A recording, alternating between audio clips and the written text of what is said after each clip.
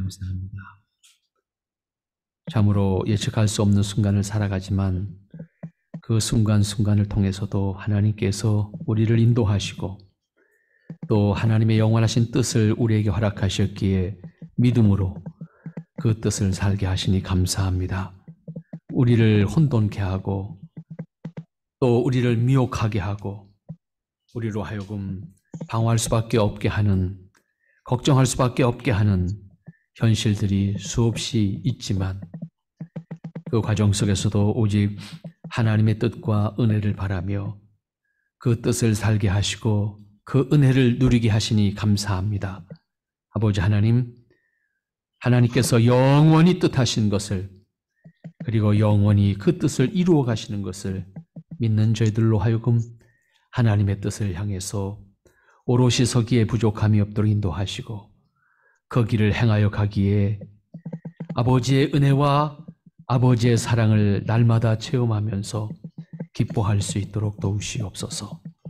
오늘도 하나님의 말씀을 통해서 허락하신 은혜를 다시 마음에 새기고 그것을 통해서 믿음으로 확인할 수 있기를 원하오니 하나님 깨달음과 더불어 믿음으로 설 수 있는 영안이 열리게 하시고 아버지 앞에 설 수 있는 믿음의 의지가 있게 하시며 하나님의 형상을 회복함으로 아버지의 뜻을 사는 기쁨으로 늘 충만한 저희들 되게 하옵소서. 이 시간 아버지께서 온전히 함께 하시기를 소망합니다. 예수님의 이름으로 기도하옵나이다. 아멘. 예, 우리가 3월 달 이후에 요엘서 함께 생각하는 시간이 한 서너 주간 지나갔습니다. 4주간 지나간 것 같습니다. 그래서 이렇게 뚝 떨어져서 갑자기 우리가 본문의 말씀을 접할 때 좀 낯설게 느껴지지 않을까 그렇게 생각을 합니다. 오늘 본문의 말씀을 이해하려고 하면 그 앞부분에 있었던 말씀을 먼저 보아야 될 것 같습니다. 여러분 15절 말씀부터 16절까지만 여러분들이 먼저 보도록 하겠습니다. 너희는 시온에서 나팔을 불어 거룩한 금식일을 정하고 성회를 선고하고 백성을 모아 그 회를 거룩하게 하고 장로를 모아 소아와 젖 먹는 자를 모으며 신랑을 그 방에서 나오게 하며 신부도 그 골방에서 나오게 하고. 이 부분은 결국 무슨 말씀인가 하면 요엘 선지자를 통해서 유다 백성들이 회개하도록 촉구하는 말씀이고 그 가운데 제사장들로 하여금 그 일을 맡아서 주관하게 함으로 말미암아 그 백성들이 하나님 앞에 회개하여 돌아오라고 하는 것을 권면하는 그런 가르침의 말씀입니다. 요엘 선지자에게 결국 유다의 심판을 알게 하시면서 그들이 돌이켜 하나님의 참된 백성이 되도록 그렇게 중보하던 제사장의 본분을 다하도록 강력하게 호소하는 말씀입니다. 요엘은 이에 충실하게 선지자로서 자신의 사명과 역할을 감당했습니다. 그리고 요엘을 통해서 유다로 하여금 회개함으로 돌이켜서 하나님의 백성으로서의 위치 그리고 하나님의 백성으로서의 신분을 온전하게 회복하기를 원하셨던 것이 하나님의 심중에 있는 뜻이었고 그것을 알도록 한 것이 이제 요엘의 메시지였다라고 우리가 생각하면 될 것입니다. 여기서 가장 중요한 단어가 결국 회개라고 하는 단어입니다. 회개.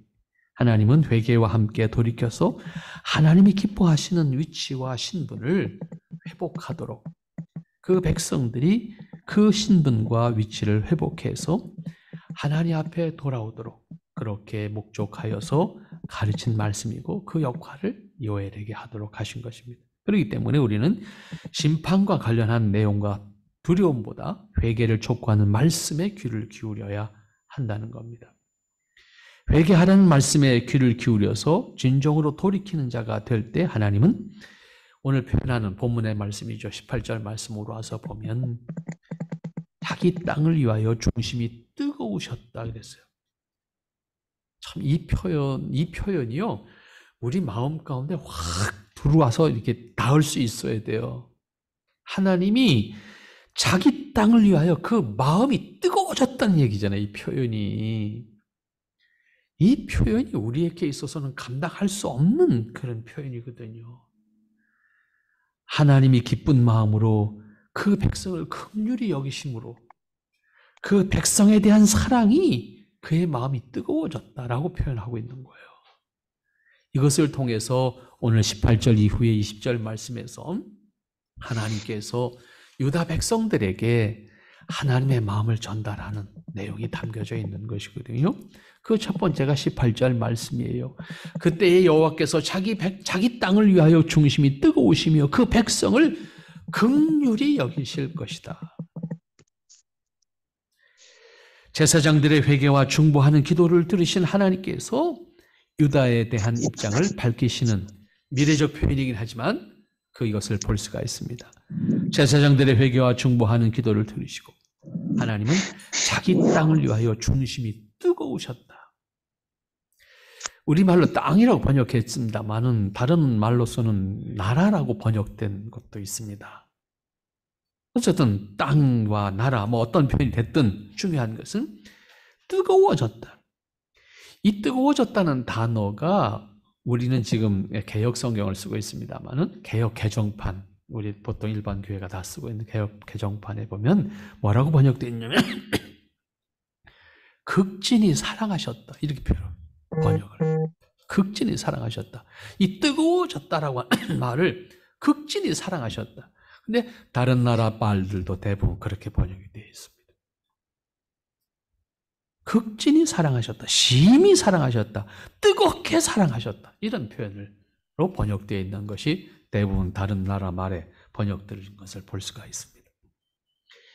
하나님께서 회개하는 기도와 중보하는 기도를 들으셨다는 것과 함께 하나님께서 유다에 대한 특별한 사랑이 스스로 하나님 자신이 움직이셨다라고 하는 표현이죠.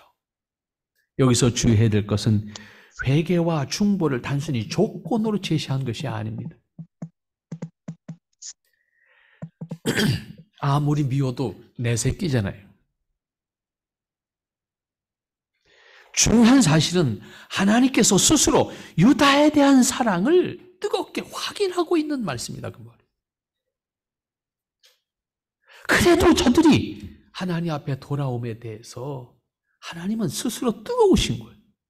그들에 대한 사랑을 확인하시는 거예요. 조건에 따라 마음이 바뀌셨다는 개념이 아닙니다. 하나님은 그들에게 요엘을 통해서 심판을 예언하게 하신 것도 돌아올 것을 전제로 하는 거잖아요. 돌아올 것을 목적으로 하는 거잖아요. 회개할 것을 목적으로 하는 거잖아요. 반드시 돌아와야 된다, 넌. 그런데 내가 강제하는 것이 아니라 너희들이 깨달아서 회개함으로 돌아오는 거예요. 그걸 기다리시는 거잖아요. 유다에 대한 사랑을 스스로 확인하는 말씀입니다. 그럼에도 불구하고 제사장들의 회개와 중보는 여전히 유효합니다. 조건으로 유효한 것이 아니라 하나님 백성으로서 깨닫고 회개하는 것은 당연한 것이고 제사장으로서 중보하는 것도 당연한 역할입니다. 그들이 돌이켜 여호와가 하나님인 것을 다시 확인하는 것을 하나님은 기뻐하시겠다는 겁니다. 그러한 의미에서 제사장들의 기도와 백성들의 회개를 들으셨다는 표현을 하고 있는 겁니다. 중요한 것은 하나님께서 유다를 그렇게 사랑하심으로 그들에 대한 마음이 뜨거워지셨다. 그들을 심히 사랑하셨다라고 하는 표현입니다. 이 표현은 하나님 스스로가 하실 수 있는 것이고 유다에 대한 심판을 말씀하고 있으시지만 그 심판의 궁극적인 목적이 심판 자체에 있는 것이 아니고 그 백성들을 돌이켜 하나님께로 돌아오게 하는 데 있다는 것을 또한 알 수 있습니다.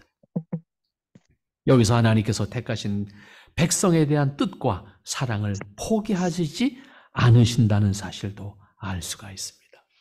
유다 백성들이 이 사실을 깨달았다고 하면 어떻게 표현할 수 있을까요? 또한 우리 스스로가 하나님께서 나에 대한 사랑을 영원히 그렇게 가지고 계신다는 사실을 확인할 때 우리는 하나님 앞에서 우리의 모습을 어떻게 표현할 수가 있겠습니까? 그런데 이어지는 말씀은 뭐라고 표현합니까? 18절 말씀, 이어지는 말씀에서 보면 그 백성을 긍휼히 여기실 것이다. 그 백성을 긍휼히 여기실 것이다. 이 말씀은 결국 하나님께서 유다를 매우 불쌍히 여기신 것을 말씀하고 있는 것이고, 왜냐하면 어떤 조건이 전제된 것이 아니라 앞에서 표현하는 것처럼 하나님께서 유다를 뜨겁게 사랑하시기 때문입니다. 그들이 온전해서가 아니라 그들이 자신들의 어리석음과 죄인인 것을 깨달아 회개하는 것을 볼 때에 그들에 대한 변함없는 하나님의 사랑을 확인하면서 그들을 불쌍히 여길 수밖에 없는 하나님의 자녀인 것을 확인해 주시겠다고 하는 말씀입니다. 그의 백성들을 긍휼히 여기시겠다. 그의 백성들을 동정이라고 하는 말은 단순히 적선하는 개념이 아니라 내 자녀로서 처음부터 잘 됐으면 좋았을 텐데 그랬지 못했지만 그들이 돌이켜 하나님 앞에 서는 모습을 기꺼이 맞으시겠다. 그런 표현입니다. 하나님의 사랑이 어떠한 것인지를 깨닫게 하는 표현이라고 볼 수가 있습니다. 유다 백성들이 자기들의 죄를 깨닫고 돌이킬 때 하나님은 그들을 기뻐하시겠다는 겁니다. 그 기뻐하심은 유다에 대한 하나님의 사랑을 스스로 확인하는 거예요. 조건에 의해서 하나님이 만족하시고 조건에 의해서 하나님이 기뻐하신다고 단순히 표현하면 우리의 행실이 과연 하나님을 기쁘시게 할 수 있는 행실인가요? 우리가 돌이켰다는 것이 하나님 앞에 무슨 유익이 되는 건가요? 그 돌이킴에 하나님의 유익이 있다고 하는 것을 조건으로 한다고 하면 하나님이 얼마나 초라해집니까? 이걸 잘못 깨달으면요, 나 회개했으니까 하나님 나한테 내 권리를 주십시오 하고 덤벼드는 인간하고 똑같은 모습이 되는 겁니다. 무한한 하나님의 사랑이라고 하는 것은 우리가 온전해서가 아닙니다. 우리를 그렇게 여겨 주시는 겁니다. 이걸 놓치면 안 돼요. 이걸 놓치면요, 인간이 자기 의를 자랑하게 되고 자신의 신앙을 자랑하게 되고 자신의 신앙적 행위를 통해서 하나님 앞에 조건을 걸고 주장하는 사람이 되고 맙니다. 우리는 그렇게 신앙하는 거 아니에요. 그렇게 신앙하는 것은 복음이 없는 겁니다. 그러므로 하나님은 스스로 유다에 대해서 긍휼히 여기시겠다는 것을 선언하는 거예요. 거긴 조건이 없는 겁니다. 사랑의 조건이 있다면 그것은 아픔이 돼요. 사랑엔 조건이 없는 겁니다. 그 조건이 없을 때 그 사랑은 감격이 있는 겁니다. 유다의 입장에서는 감당할 수 없는 겁니다. 우리 입장에서도 감당할 수가 없는 겁니다. 우리를 향한 하나님의 사랑이 그런 것이기 때문에.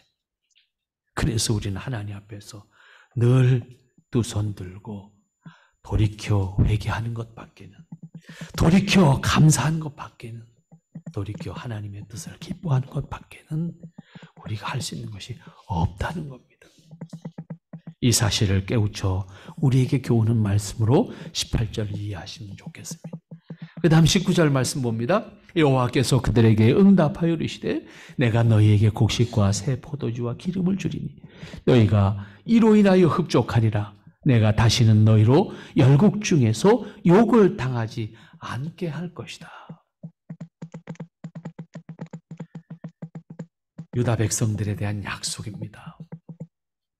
너희들이 그렇게 돌아올 때 내가 정말로 너희를 통해서 기뻐하겠다. 그리고 너희에게 일용한 것을 허락하며 그것을 통해서 너희들이 흡족할 것이다. 그리고 동시에 너희가 다시는 그러한 욕을 다른 나라를 통해서 당하지 않게 하겠다라고 하는 약속입니다. 그런데 참 이상해요. 인간이라고 하는 것이 아쉬울 때는 한없이 아쉬워서 비굴해지는데 그것이 채워지면 언제 그랬냐 그리고 다 잊어버립니다. 그래서 은혜를 감격으로 살지 못하고 늘 불만으로 살 수밖에 없는 것이 우리의 모습입니다. 여기 요엘을 통해서 말씀하시는 것은 유다에 대한 하나님의 약속입니다. 이것은 다시 하나님께서 사랑하시는 백성들에 대한 약속이라고 할 수가 있습니다. 하나님께서 말씀하신 것은 그 백성들에 대한 영원한 뜻이고 그것은 미래의 약속이란 말로 이해할 수 있는 의미입니다. 이것은 언약이라고 하는 말로도 사용합니다. 다시 말하면 하나님께서는 그의 백성들에 대한 영원한 뜻을 가지고 계시고 그것을 하나님의 약속으로 알도록 하신 것입니다. 그래서 우리는 하나님의 언약에 대한 믿음을 가지고 세상을 사는 겁니다. 그 언약이라고 하는 것은 말씀을 통해서 우리에게 약속해 주신 거예요. 그것을 믿음으로 우리는 하나님의 뜻을 사는 겁니다. 이것은 언약에 대한 신앙, 곧 언약신앙이라고 하는 표현으로도 합니다. 중요한 하나님께서 스스로 뜨거운 마음으로 유다를 긍휼히 여기심과 함께 그들에 대해서 갖고 계신 뜻을 알도록 말씀하신 것이다 라고 하는 사실을 우리는 기억해야 합니다. 오늘 본문 19절 말씀 보면 내가 너희에게 곡식과 새 포도주와 기름을 줄 것이다. 그리고 그것으로 너희는 흡족할 것이다. 이것은 유다의 백성들이 일상에서 일용한 양식을 충분히 허락하시겠다라고 하는 것입니다. 위기의 상황에 처했을 때에 가장 절실한 것은 당장 한 끼니의 식사입니다. 그것은 절실하진 것이지만 평소에는 그것에 대한 감사를 느끼지 못합니다. 특별히 풍요로운 상태에서는 이에 대한 감사를 더욱 느끼지 못합니다. 그러나 유다에 대한 심판의 상황에서는 전혀 다른 의미를 가지게 됩니다. 매일 공급되어야 하는 일용한 것에 대한 보장이 없을 때 사람들은 절망하게 됩니다. 그리고 사람은 가장 비참한 모습을 가지게 됩니다. 그러한 상황에서 유다에게 일상에서 필요한 것을 충분히 공급하시겠다고 하는 것을 말씀하십니다. 이 말은 그들의 일상을 회복시켜 주시겠다라고 하는 말씀이기도 합니다. 이것은 이스라엘의 회복, 더 궁극적으로는 하나님 나라의 완성을 예표로 말씀하는 것으로 이해할 수도 있습니다. 하나님께서 그의 백성을 사랑하시기 때문에 그들의 신분과 그들이 누려야 할 백성으로서의 기쁨을 누리시게 하시겠다라고 하는 약속입니다. 그것을 하나님께서 보장하시겠다는 겁니다. 그 기쁨을 보장하시겠다는 것은 너희가 이로 인하여 흡족하리라고 했습니다. 여기서 흡족하다라고 하는 말은 그것들을 통해서 하나님께서 주시는 것들을 통해서 만족할 것이다. 충족할 것이다. 부족함이 없게 될 것이다. 절망 가운데 빠졌던 백성들이 하나님께서 허락하신 은혜를 통해서 만족하게 될 것을 말씀하시는 겁니다. 사람이 스스로 본능에 따라서 만족하려고 할 때, 자신의 필요를 충족시키는 것을 통해서 만족하려고 할 때 결국 이르게 되는 것은 도덕적인 타락입니다. 충족돼도 타락이고 충족되지 않아도 타락입니다. 충족되면 방종하게 되고 충족되지 못하면 나쁜 짓 하게 됩니다. 또 하나는 영적으로 스스로 만족하게 하는 다른 신, 곧 우상을 찾는 사람이 되고 맙니다. 참 묘해요. 특별한 사람들이 어떤 사람들이기 때문에 그렇게 되는 거 아니에요. 모든 사람이 똑같습니다. 이스라엘 백성들 우리가 늘 생각해 보면 얼마나 자타가 인정한 똑똑한 사람들 아닙니까? 자타가 인정하는 가장 종교적인 사람들 아닙니까? 하지만 늘 말씀드립니다. 출애굽 과정에서 1년 365일 24시간 하나님께서 주시는 것을 먹고 살았고 낮에는 구름 기둥으로 밤에는 불 기둥으로 인도받는 삶을 살았습니다. 하지만 그들이 그래서 만족했습니까? 그래서 그들이 하나님만 찬양했습니까? 늘 하나님을 원망했습니다. 매일 아침 가져다 먹으면서도 하나님 원망했고 조금 틈 생기니까 금송아지 만들어 놓고 하나님이라 그랬습니다. 종교적이지 않았기 때문입니까? 체험하지 못했기 때문입니까? 아니요. 인간이 그래요. 그래서 자기 믿음을 자랑할 수 있는 것이 아닙니다. 항상 깨어서 하나님 앞에 서 있지 못하면 하시라도 실족할 수밖에 없는 것이 인간의 한계입니다. 그것을 깨우치고 하나님 앞에 감격으로 설 수 있는 것은 늘 말씀드립니다. 우리 신앙의 의식이 깨어 있어야 합니다. 하나님 앞에 우리 자신들이 항상 서 있어야 합니다. 그 하나님과의 관계가 항상 유지되고 있어야 합니다. 그 속에서 하나님께서 허락하신 나의 현재를 감격할 수 있고 하나님께서 나를 이끌어 가시는 과정을 기뻐할 수 있고 하나님께서 약속하신 것에 대한 믿음을 소망으로 간직함으로 나의 삶을 기꺼이 살아갈 수 있는 사람이 된다는 말씀입니다. 따라서 그리스도인이라고 하면 반드시 하나님께서 내게 허락하신 현재를 감사할 수 있어야 합니다. 그리고 하나님께서 약속하신 그 미래를 기꺼이 살아가도록 나의 최선을 다하는 열심히 동반되어야 합니다. 그 과정 속에서 하나님께서 나에게 주신 것들이 얼마나 귀한 것들이었고 나에게 주어진 기회가 얼마나 소중한 것이었고 나와 함께 했던 이들이 얼마나 감격스러운 관계 속에 있는 지체들이었는지를 지나가면 깨닫게 됩니다. 깨닫지 못하면 아무 생각 없이 살았다는 의미입니다. 자신의 방법, 불의한 방법, 세상의 방법, 하나님이 기뻐하시지 않는 방법으로 쟁취하는 것으로 만족하려고 한다고 하면 그는 당장 손에 움켜쥐는 기쁨이 있을지 모르지만 땅에서 절망할 수 있는 경험밖에는 할 수가 없게 될 겁니다. 그리고 하나님의 뜻을 살 수는 없을 겁니다. 또한 하나님 앞에서 자신의 죄를 인정하지 않게 될 것입니다. 돌이키지 않게 될 것입니다. 왜? 인정하는 순간 자신이 무너지기 때문입니다. 그러나 하나님께서 기뻐하시는 것은 인간이 자신의 죄와 허물을 하나님 앞에서 회개함으로 은혜와 긍휼을 구하는 겁니다. 하나님께서는 그 모습을 기뻐하시겠다는 거예요.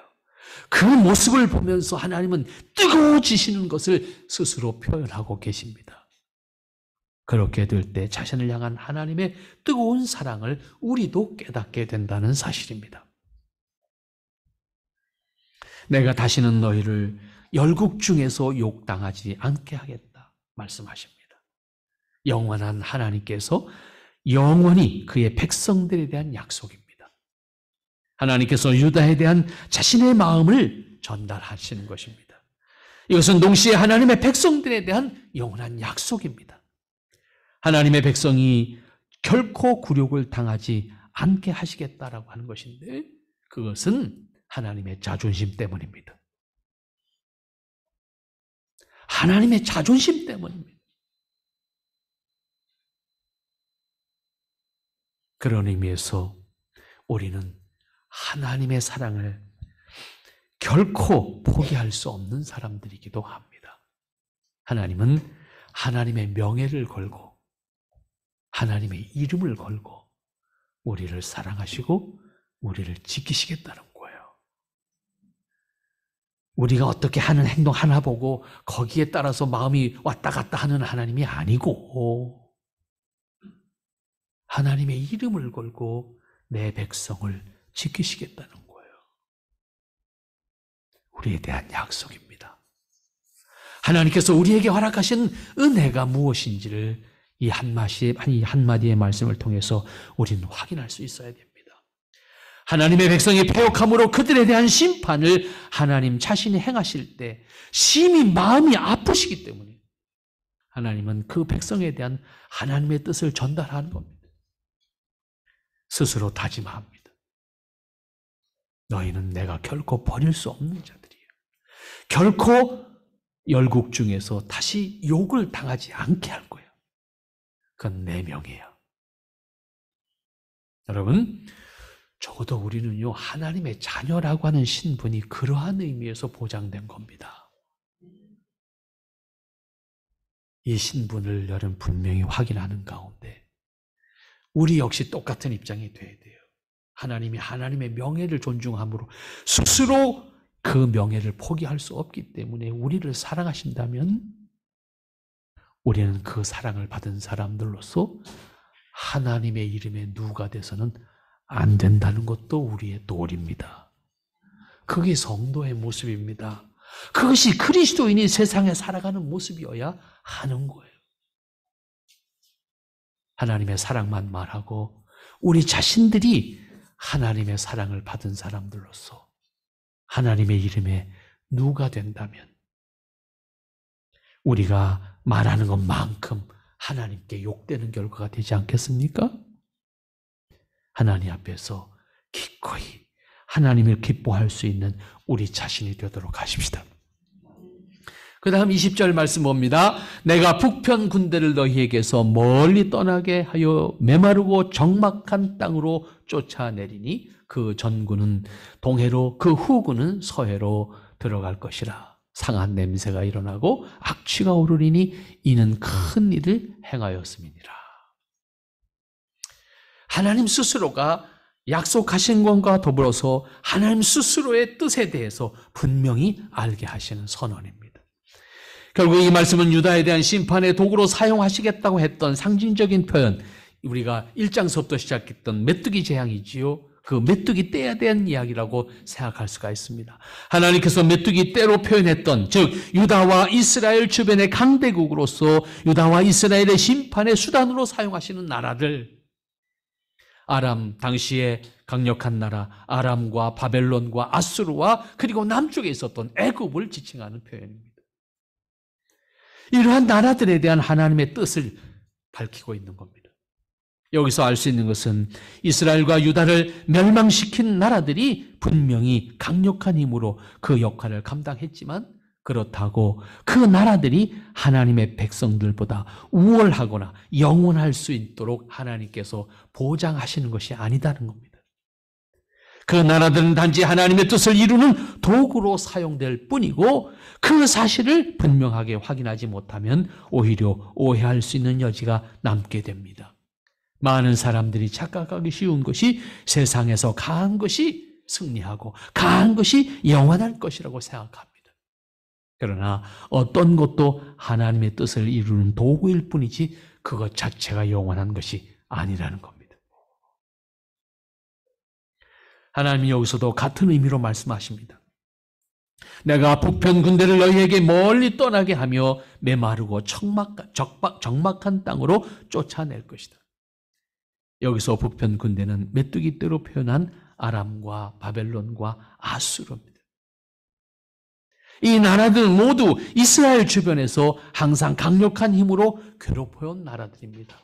결국 이스라엘도 이 나라들에 의해서, 유다도 이 나라들에 의해서 멸망하게 됩니다.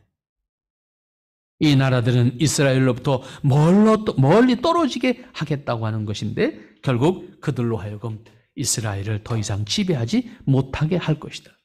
그 나라들이 항상 이스라엘을 괴롭히고 고통을 받게 만드는 나라들인 것이 분명합니다.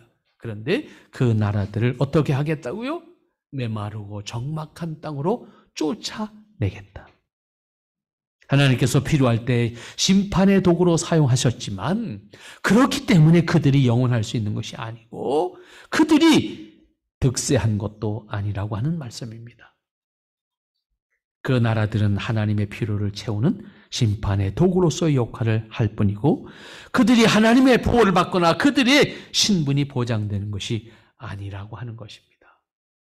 오히려 하나님은 그들이 메마르고 적막한 땅으로 쫓아내실 대상일 뿐이라고 말씀하고 있는 겁니다.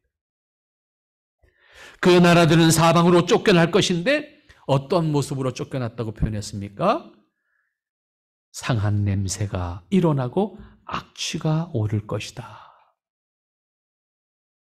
상한 냄새가 일어나고 악한 악취가 오를 것이다.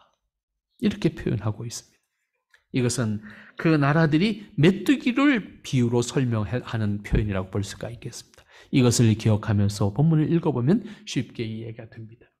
하나님께서 그 나라들을 메뚜기처럼 심판의 도구로 사용하시지만 결국 그 나라들은 항상 모두 결국 상한 냄새가 날 것이고 악취가 심하게 날 것이라 모두 부패하여 썩어질 것을 말합니다. 어디서? 서해바다에서, 동해바다에서. 이것은 그러한 나라들을 메뚜기처럼 표현해 모두 바다에 쓸어 넣으심으로 상한 냄새가 날 것임을 설명하고 있습니다. 분명히 하나님은 유다의 심판에 대해서 예언하게 하심으로 정작 그 과정에서는 유다의 회복과 심판의 도구로 사용하실 메뚜기 떼를 최종적으로는 멸하시겠다라고 하는 겁니다. 이것은 유다를 멸망시키는 것을 목적으로 하시는 심판이 아니라 오히려 그 과정을 통해서 하나님 나라의 백성들을 하나님 나라의 백성 되게 하시겠다는 것과 하나님을 대적하는 이들에게 대해서 영원히 멸망하시겠다라고 하는, 멸망시키겠다고 하는 이 두 가지를 동시에 보여주는 말씀입니다.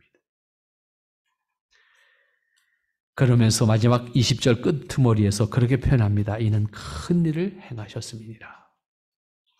여기서 큰 일이라고 하는 것은 결국 하나님께서 약속하신 유다의 회복과 약속하신 것을 실현하시는 것을 의미합니다. 궁극적으로는 하나님 나라의 완성을 예표하는 겁니다. 하나님께서 유다의 심판을 예언하게 하시면서 약속하신 일들과 궁극적으로는 유다를 회복시킬 것을 친히 스스로 챙기시겠다.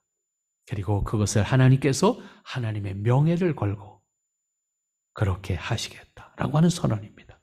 그렇기 때문에 이것은 하나님 스스로의 명예와 권세를 가지고 우리에게 약속하신 것을 확인할 수가 있어야 합니다. 이렇게 구체적으로 하나님은 자기의 백성을 사랑하시기 때문에 심판의 과정을 통해서라도 반드시 하나님의 백성의 신분들을 구별하시겠다. 그리고 그 과정을 통해서 하나님의 권세를 드러내시겠다. 그리고 하나님의 뜻을 완성하시겠다. 라고 하는 메시지가 담겨져 있는 표현들입니다. 오늘 우리는 이 사실, 곧 하나님께서 우리를 택하시고 인도하시고 구원하시고 그리고 궁극적으로 승리하게 하셔서 우리와 더불어 하나님이 기뻐하시겠다고 하는 그 약속을 믿는 사람들입니다. 이 약속을 믿음으로 오늘 우리에게 주어진 현실에 매이지 않고 우리에게 주어진 당면한 문제에 매이지 않고 하나님이 기뻐하시는 나의 모습을 기꺼이 살아가기를, 그리고 하나님과의 관계를 결코 잊지 않고 하나님과의 관계를 기뻐할 수 있는 사람이기를 함께 이 땅에 사는 날 동안 힘쓰는 여러분과 저의 모습이 되기를 원합니다. 기도합니다. 거룩하시고 자비로우신 아버지 하나님, 우리가 정녕 하나님의 은혜를 또 하나님의 기뻐하심을 살기를 원합니다. 언제나 하나님께서 기뻐하시는 그 뜻이 아버지 앞에 온전함으로 설 수 있는 모습이 될 수 있도록 축복하시고 늘 기억하실 때마다 하나님의 사랑과 권능으로 축복하시고 강권하실 때 하나님의 뜻과 은혜가 저희들에게 넘치게 하시고 무엇보다도 하나님의 뜻을 온전히 드러낼 수 있는 아름답고 귀한 모습이 저희들에게 있도록 축복하시며 인도해 주시옵소서. 하나님의 거룩하신 의와 또 기뻐하심을 온전케 이루어 가실 수 있는 하나님의 사랑과 은혜 안에 있는 자들이 되게 하옵소서.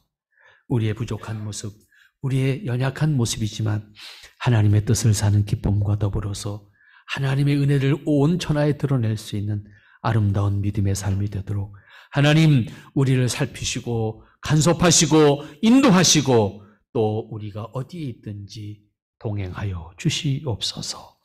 예수님의 이름으로 기도하옵나이다. 아멘.